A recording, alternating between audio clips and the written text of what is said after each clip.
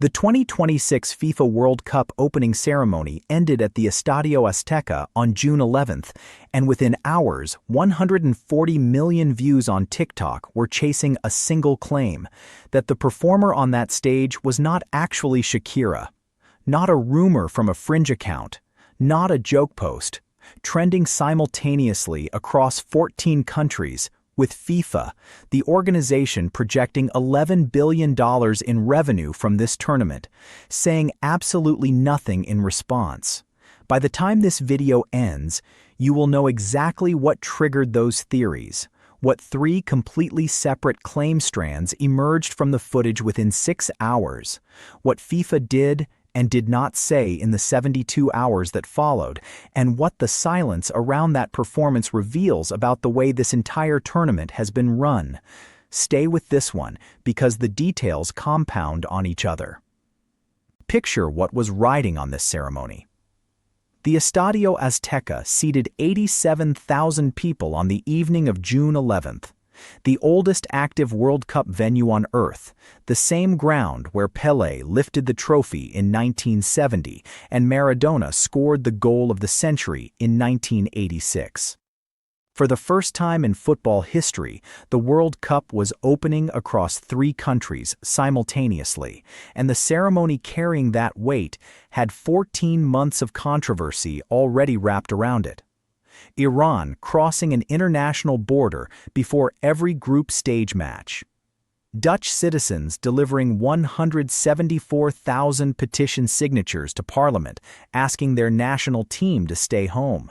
Empty seats in Dallas, a ticket market that had been correcting downward for weeks. All of that noise, and FIFA needed one night to answer it. $40 million went into the production alone, according to reporting from multiple entertainment trade outlets. The global broadcast audience landed at an estimated 1.2 billion people across every platform.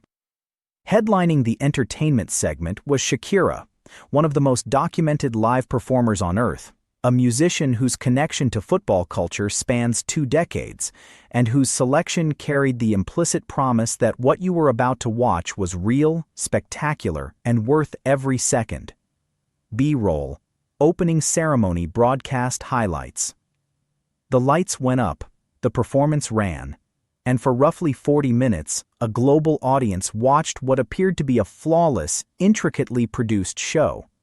Then the broadcast cut away, and the internet started rewinding the footage.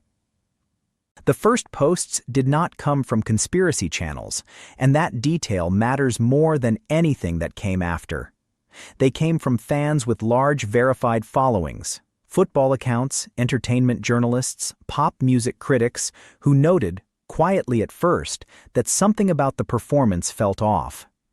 The movement during the second number, the way specific hand gestures landed differently from Shakira's documented touring behavior across her 2023 and 2024 live dates.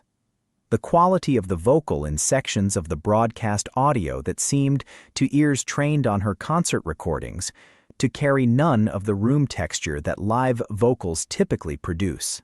Those early posts collected comments, and the comments collected analysts. And by hour 6 of June 12th, 3 entirely separate theory strands had formed and were running simultaneously on TikTok and X, each pulling millions of views independently, each feeding the credibility of the others.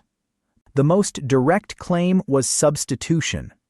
Supporters of this reading pointed to physical details in broadcast footage, movement patterns during the second and third songs that, in their analysis, deviated from Shakira's established performance vocabulary.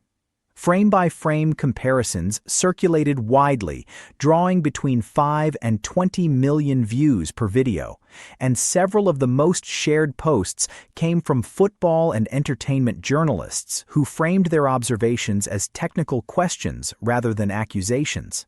None of them claimed certainty. What they claimed was that the footage warranted explanation, and that explanation had not been offered.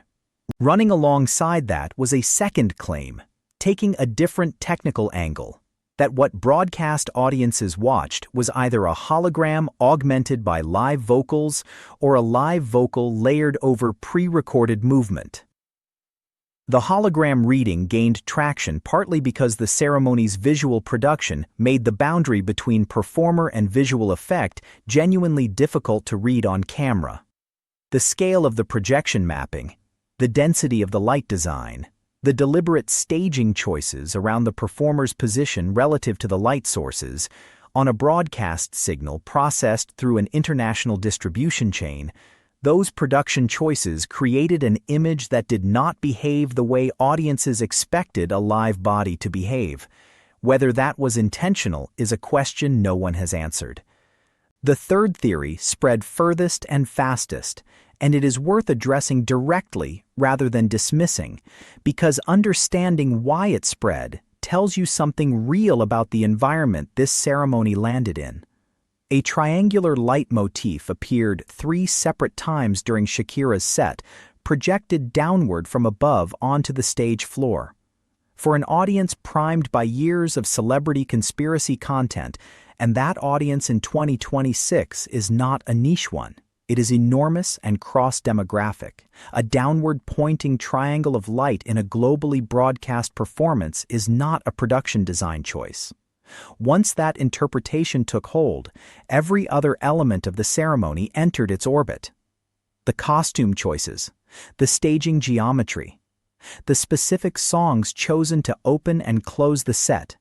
Each detail became corroborating evidence, and each piece of corroborating evidence added credibility to the body double and hologram theories running alongside it. By the morning of June 12th, the hashtag #FakeShakira carried over 300,000 posts on X alone. The search term, Shakira Double World Cup, generated more than 8 million Google queries overnight, in a single night, from a single performance, at a tournament already running the most contested ticketing operation in World Cup history. If this kind of sourced, documented investigation is what you come here for, hit subscribe, because this channel is covering every development of this tournament from Mexico City to MetLife Stadium, and there is a significant amount more coming that you will not find anywhere else. Here is the part of this story that the conspiracy framing tends to bury, and it is worth stepping back from the specific claims for a moment to look at what is structurally happening. 2 explanations exist for everything described above, and they require completely different things to be true. The first requires fraud. FIFA staged the most-watched entertainment event of 2026 using a performer who was not who the audience was told she was, and has held that secret through the coordinated silence of hundreds of production staff, broadcast engineers, venue personnel, and organizational officials. The second explanation requires nothing conspiratorial at all. It only requires that FIFA spent $40 million on a production so optimized for broadcast perfection over live authenticity that it stopped resembling a verifiable real performance, and then chose not to address the gap that created, because addressing it would mean acknowledging that the line between a live performance and a produced spectacle had been deliberately blurred. One of those explanations needs a conspiracy. The other only needs an institution doing what this institution has documented form for doing, choosing narrative control over the audience's right to know what they are actually watching. Setting aside the 3 theories for a moment, some of what the footage actually shows deserves direct attention, because not every claim circulating carries equal weight. The movement comparisons spreading most rapidly on social media range from genuinely anomalous to straightforwardly misleading. Several of the most shared videos drew comparisons between ceremony broadcast footage and reference material from Shakira's 2018 El Dorado World Tour. Footage separated by 8 years, produced under completely different staging configurations, different camera rigs, and different lighting setups.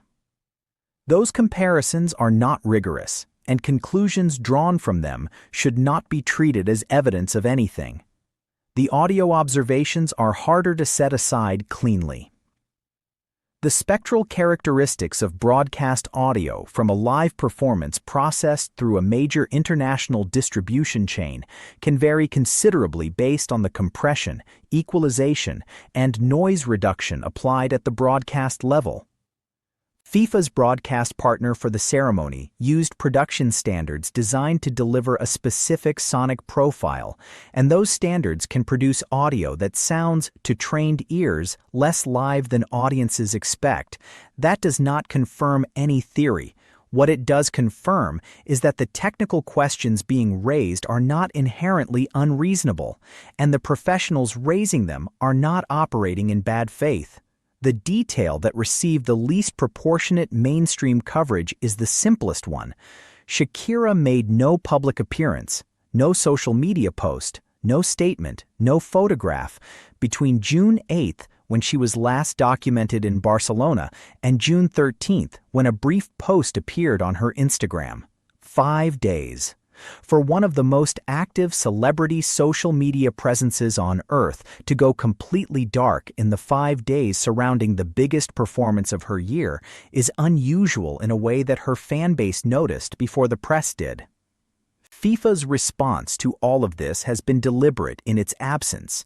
No statement confirming the authenticity of the performance reached any outlet that requested one. No clarification about the audio processing standards used materialized, and no response to the specific technical questions raised publicly by credentialed broadcast professionals appeared in the 72 hours after the theories peaked. That silence, on its own, proves nothing. Organizations frequently decline to address conspiracy theories on the grounds that engaging gives those theories oxygen. The problem with that logic here is specific. The questions spreading across TikTok and X were not being driven exclusively by anonymous fringe accounts. They were being amplified by verified journalists, former television producers, and audio professionals asking precise technical questions about the broadcast production. Those are professional inquiries, not conspiracy theories. And FIFA's decision to treat them identically, with complete silence, is a communications choice that carries a cost in an environment where institutional credibility is already operating at a deficit. Shakira's management had not responded to any press inquiry as of June 13th. The Instagram post that appeared on her account 3 hours after the theories reached peak trending volume contained 17 words acknowledging the crowd's energy and the honor of the occasion, no photograph taken on the stage, and no confirmation that the performance had been live. The reason this controversy gained the reach it did is not simply that conspiracy theories travel fast on social media, though they do. It is that the environment for exactly this kind of doubt has been constructed by the entertainment industry itself over the past 3 years. Deepfake technology and AI-generated performance tools have advanced to the point where major broadcast networks and concert promoters now maintain internal verification protocols for live footage. Several high-profile music events in 2024 and 2025 generated comparable controversies, and in documented cases, holographic or AI-reconstructed performances were initially presented without full disclosure to the audience. The 1.2 billion people watching the World Cup opening ceremony did not arrive at that broadcast as passive consumers of entertainment. They arrived carrying 2 years of accumulated headlines about synthetic media, AI performances, and the erosion of the boundary between live and produced. Their pattern recognition was calibrated for exactly this scenario. FIFA knew this. Any organization operating a $40 million production in June 2026 knew this. The decision not to proactively confirm what audiences were watching before the ceremony aired or in the 48 hours immediately after was made in full awareness of that environment. And in that environment, the space where confirmation should have been placed filled itself with something else.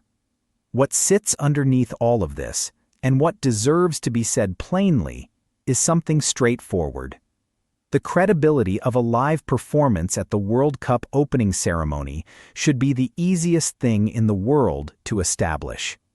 A statement from the performer, a photograph taken on the stage, 30 seconds of unedited footage from backstage or the green room. FIFA and Shakira's management have access to all of those things. Using any one of them would have ended this conversation within an afternoon. The choice not to use them is a decision, not an oversight, and audiences who spent 14 months watching this tournament managed with opacity, who watched Iran cross an international border before every group stage match rather than receive a direct answer from FIFA, who watched 350,000 tickets in Dallas sit unsold while the organization maintained that demand was strong, who watched 40,000 tickets disappear from the official platform without explanation. Those audiences are literate about what institutional decisions look like. They understand the difference between an organization that cannot answer a question and one that has decided not to. Whether the performer on that stage in Mexico City was Shakira or not is a question FIFA can answer before you finish reading this sentence. The fact that they haven't is in itself a kind of answer. That is where this story stands on June 13th, 2026. If FIFA releases a statement, if new production footage surfaces, if Shakira's management responds with anything substantive, this channel covers it first. That is the commitment. Here is what I want from you in the comments, and I mean this as a direct yes or no.